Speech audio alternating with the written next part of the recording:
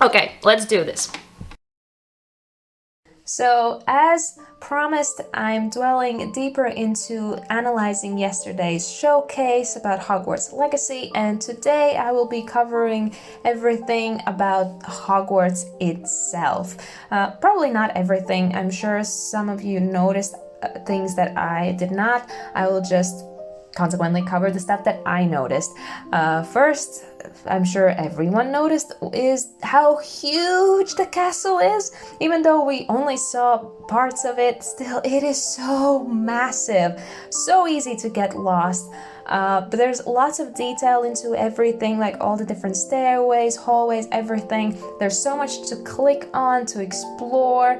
It's way more than we ever saw in the movies, and as far as books, my strong suit was never actually imagining what the castle looks like based on the books, and also I was more concerned about the story, so I never really bothered. But now that someone's put in the work and made the castle, it is amazing and kind of also overwhelming, because I just know I'm gonna be running through those halls lost and clueless.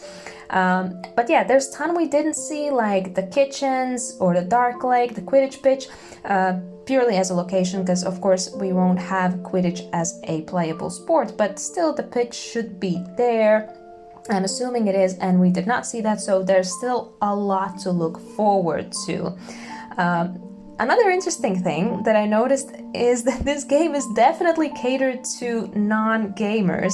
If you take a look at the difficulty levels, then they vary between story, easy, normal, and hard. So basically, besides that last one, the rest are easy, made for people who do not generally play video games. And it makes sense, because I feel like majority of the people who will be playing this game are not gamers, but just simply Harry Potter fans. So moving on, one thing that I noticed, there's not too much freedom as far as like progressing.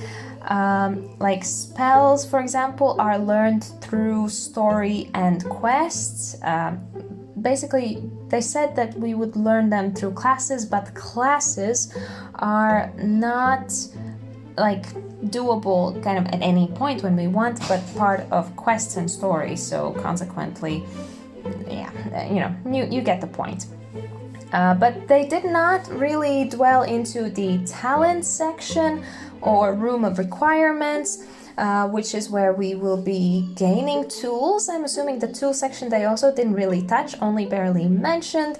But since all the potion making and herbology stuff, as well as magical creatures, is all connected to the room of requirements, I'm guessing the talent section does allow a lot more freedom on this subject. Then, well, house points not part of the game system.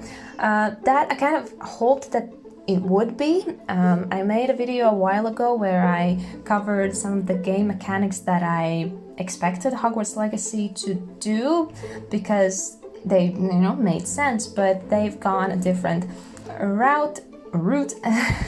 Suddenly went Canadian.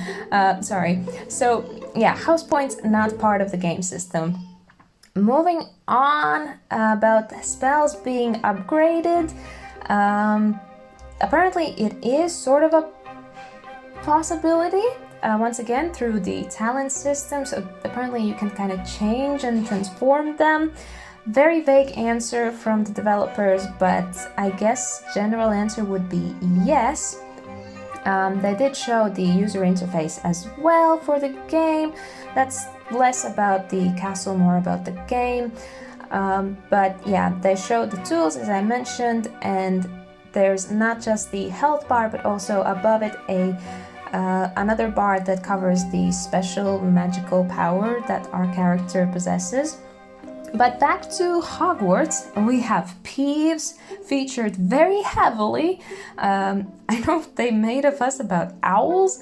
I was never bothered by that fact. Another thing that I managed to get right in another video, I was trying to figure out who would be the headmaster in Hogwarts Legacy, and it looks like it's Professor Black.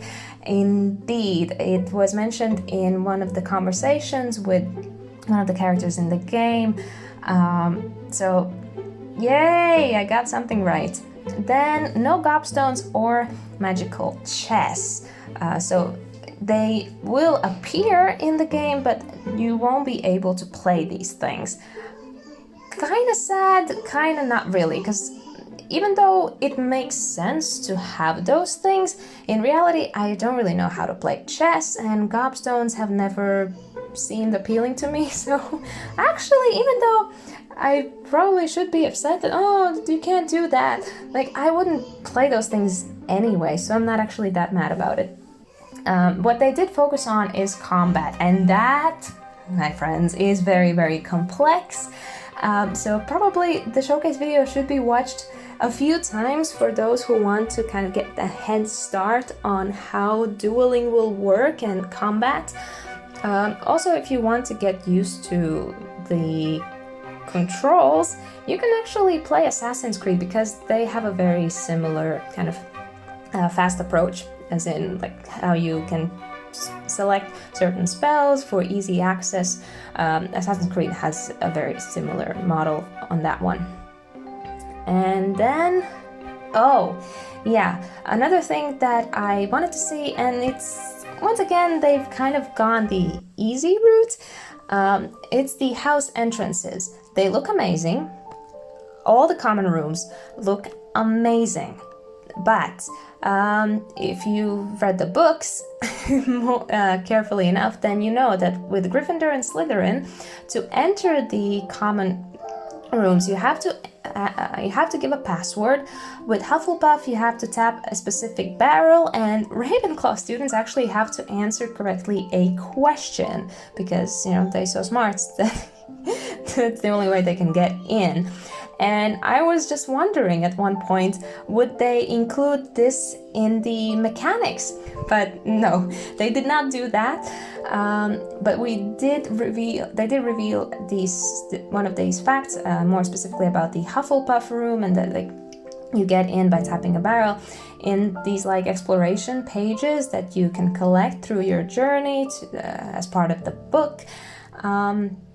So yeah, it's actually very, very similar to how Pottermore worked when it, you know, originally came out, where you would be able to uncover kind of behind the scenes information, like background stories about characters that was never included in the books, but J.K. Rowling wrote just so she would have that information. She could like build the characters' responses accordingly, like McGonagall's whole life story and stuff like that. But yeah, that is kind of it, I think, that I wrote down, that kind of I noticed while watching that showcase. If you noticed anything else, feel free to write it down in the comments. And yeah, and next we'll probably cover combat. For now, thanks for watching, and I'll see you next time. Bye.